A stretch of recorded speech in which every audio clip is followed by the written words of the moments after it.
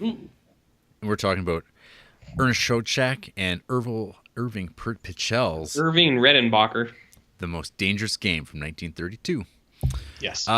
First, I'm just going to mention that the Criterion of this has amongst the worst DVD covers Criterion has ever produced. So you Mm. should definitely check that out because it makes no sense. Right. So this is a movie. It's based on a short story called The House of Zaroff by Richard Connell, which was written in 1924. This movie is an adaptation. Imagine that. This is the movie about a man named Bob Rainsford, who is on a yacht with a bunch of rich guys talking about Mm-hmm. hunting things, killing things, Mm-hmm. and they're, I think, off to do some more hunting. But their yacht hits some rocks. Bob washes up on shore, and on this island that he finds himself on, he finds a fortress mansion owned by a Russian Cossack fella by the name of Count Zaroff. There are two other people who are also shipwrecked at the same time as him: Eve Trowbridge, played by Fay Ray, and her brother Martin, played by Robert Armstrong. There's many teases and allusions made about hunting people. Mm-hmm. It is all very clever, I suppose, for 1932. There's talk of other people that were a part of the Trowbridge party who have gone missing. Um, there's a guy named Ivan. He has a great Mm-hmm. smile. And then there's a night where they're all drinking and hanging out, playing piano. Um, the brother Martin, he disappears, and then Eve and Bob go to find him in this mansion, and they come across the trophy room, which has people's heads mounted on the walls. And it Mm-hmm. turns out that all these comments about the most dangerous game and hunting someone so intelligent that's a challenge for old Count Zaroff is about hunting humans. And Count Zaroff has these lights set up out on the ocean to have people crash into some rocks so that they wind up shipwrecked on his island so that he can then hunt them.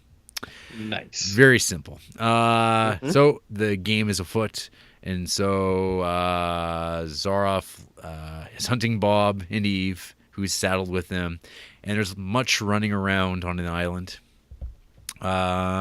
And they have to basically just stay alive through the night. And then if they do that, Mm-hmm. if they are able to escape Zaroff's cunning hunting skills, they will be let free from the island, we assume. And hijinks ensues. There's dogs, um, Mm-hmm. facial hair, and I don't know, poor starving dogs too. This is right. Yeah. So this is another RKO joint in our Criterion Creep. Mm-hmm. We've seen that before with our on our laser discs actually, because we saw that there in the King Kong and the Citizen Kane. Mm-hmm. Yeah. So Same director too. He did Kong, he Son of co Kong, he and Mighty Joe Young. yes. So yeah. Old Ernest Schoedsack. Sack, Mm-hmm. he's quite a journeyman. He bounced around a lot. I'm not so Yep. sure about that Irving Pichel guy though. He was like an actor more so. So he kind of Mm. like this was his first director's credit, and he made a bunch of other stuff that I'm not too familiar with. And then yeah, he mostly was an actor, I guess. But I mean, Mm-hmm. I'd say you could probably shoe this one up to old Ernest. This movie was made using a lot of sets that they were using for King Kong. I think that's like Ooh. probably the biggest tidbit about this movie Yeah. production wise. And like having just watched King Kong like a few weeks ago, I didn't really like go, oh hey, that's totally from King Kong. So Yeah. they do a pretty good job of like redressing stuff and shooting it differently so it doesn't look so obvious. Right. But yeah, so the movie kicks off with a bunch of rich white dudes on a hunting cruise, and they get waylaid by another rich white dude. That would be kind of how I don't know, social justice warriors might typify this movie, saying that they can't Mm-hmm. relate. I watched this movie a year ago, and I did not remember any of the opening stuff at all in this movie. I was Mm-hmm. like, wait, like what? wait, this movie's like got the one guy in it. How do we go from like having 6 guys all sitting around talking to him on the island? And like, oh, then the boat crashes, and then and saying things like, that's something I'll never have to decide, in response to someone saying like, what if you were on the other end? And saying, and then some other comment from old Joel McRae, nothing can ever change that, and then collision. And my next comment Such there irony. is shark. As like, there's just a shark, some stock footage shark, and guys going, he got me, and then they just disappear under the water. He got me. It's fun. It's fun. So wait, the first time you had ever watched this was last year? Yeah, I was on my pre-code movie kick, and this is one of the big movies that always is talked about, and it's also kind of in the kind of horror genre, arguably. Shit, man. So yeah, I'd never seen this. I knew this. I mean, I knew the story. It's like pretty well, like it's mentioned a lot, but I'd never watched it. So I just watched it a year ago. Overall, I mean, I think the movie's okay. It doesn't overstay its welcome. It looks good, but I don't know. It's like not one of my like favorite movies. It's just like kind of there. Yeah. What did you think of this movie, RJ? Before I continue on with my notes. This was a rewatch for me also. Yeah, I noticed that. So when did you watch this thing? High school, baby. Watch this motherfucker. And I think it was probably right after we finished, or before or after we finished Lord of the Flies, we read this book and then watched this movie. So I counted it as a rewatch, even though that was like 10 years ago. Oh, that's fine. Whatever. I actually remembered it pretty good. Like kind of the same as you. I didn't remember the intro stuff, but what I really remembered was like them in the smoking lounge, basically, like hanging out, which isn't even really that long of a scene, but that was how I remembered the movie. Yeah. Was that little slice there.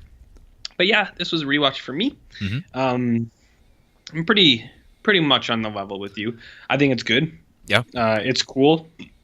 I really appreciate the message that they tried to get out there to all those sport hunters and stuff like that, especially in like the 30s, where the one line I thought was funny was the guy who later becomes the hunter. He's talking about hunting like panthers or whatever, and he's like, what makes you think that it's – I actually wrote down, what makes you think it isn't just as much sport for the animal? To which I went, well, if they didn't want to be there, they wouldn't be there. They wouldn't be there. If they didn't want to get harassed, they wouldn't dress like that, Jarrett. That's just simple math. Those animals are asking for it.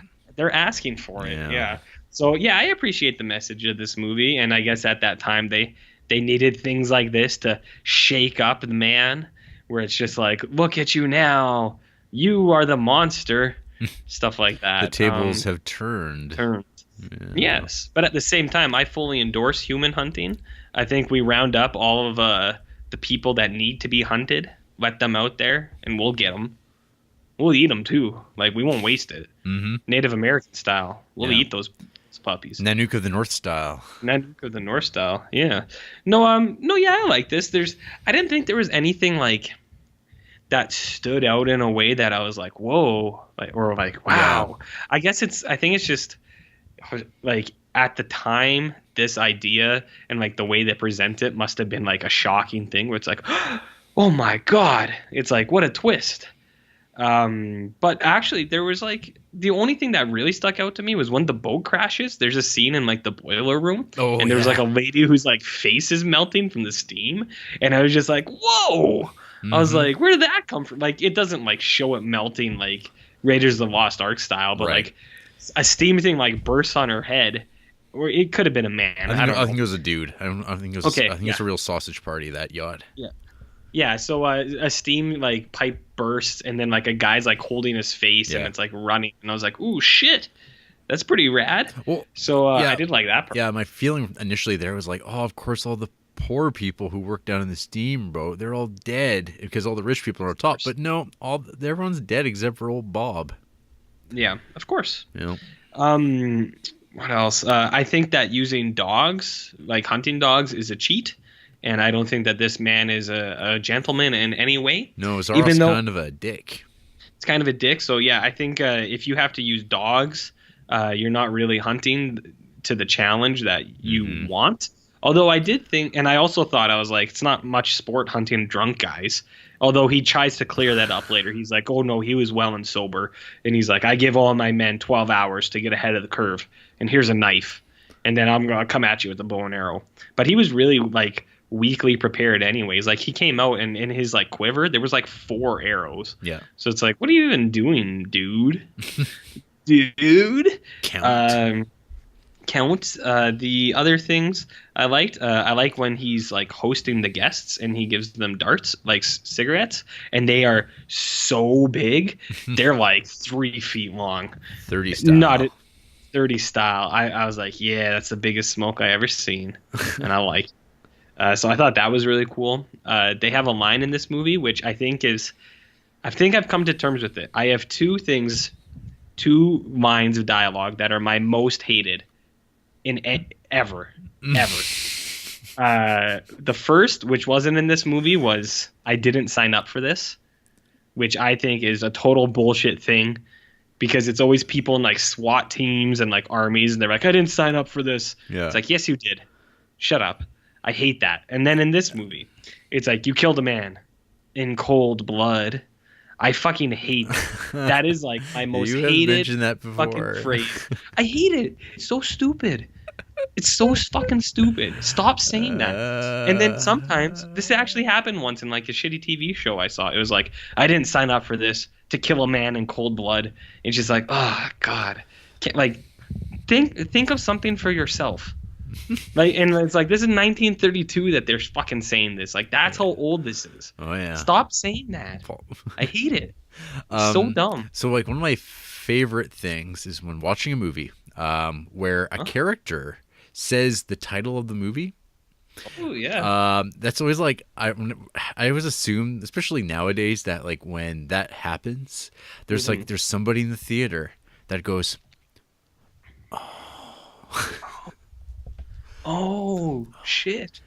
It is a girls' night out. So there's like a moment, like so basically Joel McCrea gets to play that guy. Yeah. He's like he gets to play like the dumb like film audience member who gets to say things like that's something I'll never have to decide and nothing can ever change that. And then he gets to go later on and say, so that's your most dangerous game. Classic. Yeah, for my notes here, continuing on from Shark, was the beautiful smile of Ivan. Ivan's a cool dude. I like seeing him, this giant silent man who just grimaces around. Yes. They never really mentioned specifically the imagery of like kind of like the wild man with the arrow through his torso, right? Because there's like not really. He's on the knocker when they're going into it, and he's also in that big mural on the stairs. Dead giveaway. Yeah, see, clearly. But then, hey, we see Fay Ray, and oh shit, Carl Denham returns. That's right. I was happy to see him too. How did you like Carl Denham's turn here as Martin, the drunk? Almost as sleazy as Carl Denham himself. Yeah. If I ever met that guy in real life, I'd give him a punch in the groin. Robert Armstrong. Well, yeah. I'm pretty sure by now he is dead, but I'd still do it. Yeah, I'd still punch. Show me the grave. Yeah, punch that tombstone. There's like the one bit where like they're sitting around chatting away, which could be like any time in a 15-minute window in this movie. Where he's like, well, "What do you do for a living?" Let me guess. Flagpole sitter. And I was like, did he just say flagpole sitter? And I was like, what the fuck? Like, because like I remember there's like that song like by Harvey Danger, Flagpole Sita. Do you remember that song? If you heard it, you would be like, oh, that fucking song, because they played the it was a big song in the late 90s that like has gone away. I think it was really using the trailer for The Faculty, I think. Anyway, so I was like, flagpole sitter. I'm like, is that like a weird like he's gay thing? Like I don't know what that meant, but I was like, no, it's just a guy who sits on flagpoles. I guess that was what people did in 1932. Who knew? I don't know. So okay, my thing with this movie that I was thinking about watching it this time was, would have audiences in 1932 been fooled by the going-ons here? Like, would have they been like, oh, what is the most dangerous game? Like, what is that? Like, what's this Yeah. game? What's this all about? What's going on here? Trophy room? Why won't they let people go into the trophy room? And then, oh, so that's his most dangerous game. Like, I got like Maybe. I was like, I don't know. Or is it like so telegraphed that like, okay, seriously, he's gonna hunt you. Like, he's gonna kill you. Like, you get out of there, run quick. So. Scoop. So then there's the trophy room scene, which I think is like underplayed, which is good because I assume that like this movie was like a Hammer horror movie from like 30 years later, it would be super over the top and look kind of tacky. Whereas in this, it's like it's obviously like fake heads and stuff, but it's kind of creepy and weird the way that it really should be. That it's like, oh, this guy like has like taxidermied human heads after he's caught them. Which I guess he's okay with after kind of the end of this movie where Bob happens to just fall off the waterfall to his death. And he's kind of like, I got him just in time. And he's not like, go fetch his body so I can mount his head on my wall. But, yeah, this movie, I don't know. The other nice scene I liked is after... I guess there's like the big chase scene. I don't really have much to say about the whole chase scene, even though it's like it's a huge chunk of the movie. Like it is a lot, and it's not bad, but it's repetitive. It doesn't really. There's no like great big moments in it, other than like those near spots where it's like, oh, we're gonna catch him with this giant log when he walks by, and he sees through it, and then when they're kind of trapped behind some trees, and he shoots an arrow, saying, just come out, get it over with. Let's just wrap this all up. But then after he thinks he's killed him at the waterfall, he takes like his like the after sex cigarette. And he just, because he's like faces like, I mean, so it's like there's like the sexual aspect of like penetrating a man with an arrow, and all this talk about sitting on flagpoles. So I thought like that was like I thought that was like I thought that's a very memorable shot of old Zaroff sucking in that sweet nicotine. So yeah, I mean, nasty. Yeah. What's got here? Oh yeah, fuck. So the whole like end sequence of this movie with like the when Bob comes back. Yep. Or is it Joel? I can't remember now. It doesn't matter. It doesn't. Whenever the guy comes back. Sorry, Joel McRae, Bob. So he shows back up, as we all know he is going to, because this like everyone's ripped this plot beat off a million times. He's like, he just starts trashing people, and like there's like some real brawl. At first I was like, oh, it's like 1930s like style battling, guys just taking huge swings at one another and like jumping back and rolling around. But then he gets like one of the goons in like a crucifix, like he's got his like arms pinned back in a double pin, and he's like, holy shit, he can just start feeding it to the dude. But then he like transitions into a like this like backbreaker, where he's got him over his knee, and then he just like I guess he like breaks his neck, or he's like trying to break his neck, but the guy catches an arrow, so we never find out if really he was actually going to be able to break his neck. But I was kind of like, wow, that's like some pretty good fight choreography for this period of time. Which like if you watch like, I don't know, a lot of westerns and stuff, they're like, it's just guys slugging each other wildly. There's not a lot of technique. Yeah. Yeah. And then the movie's got kind of this like sad note of like, oh, so the guy and the gal they get away.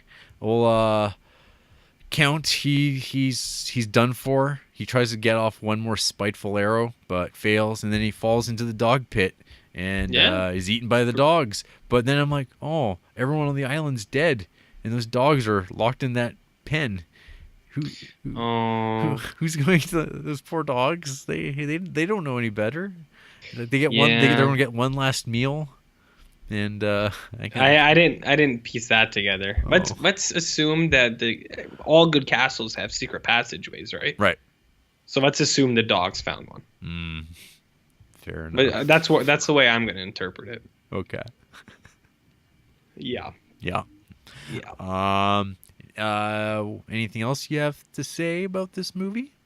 Not really. I mean, it's essential viewing for people, but I had assumed, I saw you rewatched it. I thought I'd assumed it was in high school as well, because I thought that was just pretty standard fare. No, I guess not.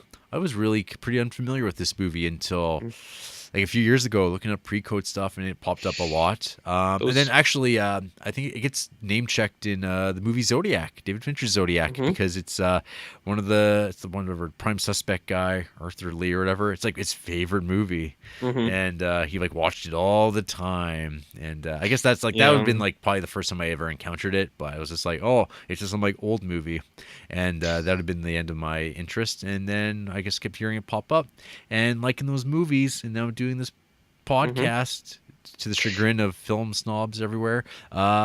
Checked it out, and it's like, yeah, it's good. It's good. Yeah, it's good. That's about it.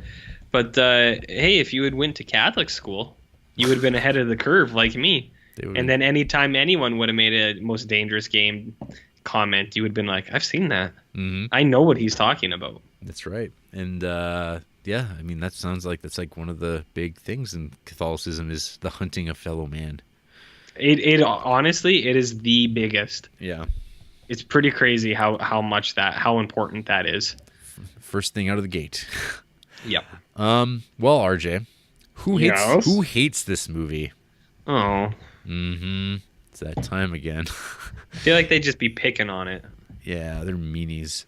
So this fella by the name of Robotic. I'm gonna make this text a little bigger here. Yes, Robotic gave this movie 1.5 star a mere few months ago in January. Classic, but not very interesting. I find the ending of the short story better because it echoes the beginning and asks questions about Rainfort's possible evolution. What? Still a simple and silly movie with a sadistic story. Sadistic, that's a new one. What the fuck is this guy talking about? Still a simple and silly movie with a sadistic story that has been declined in many ways, including Battle Royale. One of my fave. Smiley face. I really hope this guy is not his first language isn't English, because if it is, man, he didn't go to Catholic school because he didn't get that proper education. Yeah. Oh My Flavors gave this 1.5 stars. Ugh. An interesting concept is destroyed by ridiculous acting and an equally ridiculous chain of events. No time for character development, suspense, plot, anything really. It failed in all the qualities I assume it was aiming for. Total waste of time. That's not totally true. I thought the acting in this story was fine. It's of the era. I mean, I don't know. But again, we've had this conversation many times about just like people's like modern expectations of movies from 1932. Hey, I'll put it this way. It's better acted than The Void. Yeah. like you know? Come on, Carl Denham, Joel McCrea. Yeah. Like, I mean, they're just going off of the material they have. It's of the time. Yeah. But it's better acted than that. And as we said, it's like, I don't know how audiences would have responded, but I bet there were some people who were like genuinely shocked by this shit. They were just like, oh, fuck. I didn't see that coming. Right. So people, I don't know. So Trevor Collins, Illmatic film addict, he gave this 1.5 stars. And check this. You're producing what promises to be the biggest film of the year, if not all time. King motherfucking Kong. You put a lot of money into the sets, your highly paid stars, and moderately paid production team. How can you milk a few extra bucks out of your investment? What if you held some of the cast and crew back after daily production shut down and quietly shot an adaptation of the most dangerous game on the same sound stages at night to be released at around the same time as your other grander picture for next to no additional greenbacks? Nothing but profit, right? Does that sound like a promising recipe for cinematic success? Congratulations, you're a clever 1930s Hollywood executive who's about to make a tidy profit off a lazily slapped together adventure film. Boom. Is that true? Did they do it at the same time, or did they just reuse the sets later? I don't know. I don't know. Regardless, it doesn't matter. It's like, fuck, they did remember the Dracula Spanish version, Dracula. Okay. That was like a thing. You did that. You just did that. Yeah. All right. Did you recognize Count Zaroff from him in being in Henry V, RJ? No. Who is he in Henry V? No idea. Oh, I- well, I don't know. I hardly care. He's exactly. I just looked at it. I'm like, oh, Leslie Banks. Look at that. Yeah. I don't even know who he would be. I could find out. Rapper Void Banks from D12. He was in the chorus. He was the chorus. So he's the guy like talking, introducing things in the play. That's I his was gimmick. so asleep throughout that entire fucking movie. I couldn't even pull fucking what's his face, Laurence Olivier. Yeah. I couldn't even tell you who he was in that fucking movie. Was he in that movie? I don't even remember. I don't know. Well, we will see him again because he's also in The Man Who Knew Too Much, starring Peter Lorre, directed by Alfred Hitchcock. No, yeah, actually, no, that'll be fine. Yeah. That'll be fine. Yeah, we get that lovable mug, the old child killer himself, Peter Lorre. Oh, that's how he talks, right? Pretty much. Yeah. Yeah. So I don't know. You can't hate this movie. It's just It's just. I mean, there's like better movies from that era that you could watch instead. Certainly. So I mean, watch Tarzan. Tarzan's good. Yeah. Or Dr. Alien. Or Dr. Alien. Also good. Also good. Well, I think that's all we have to say about this particular film.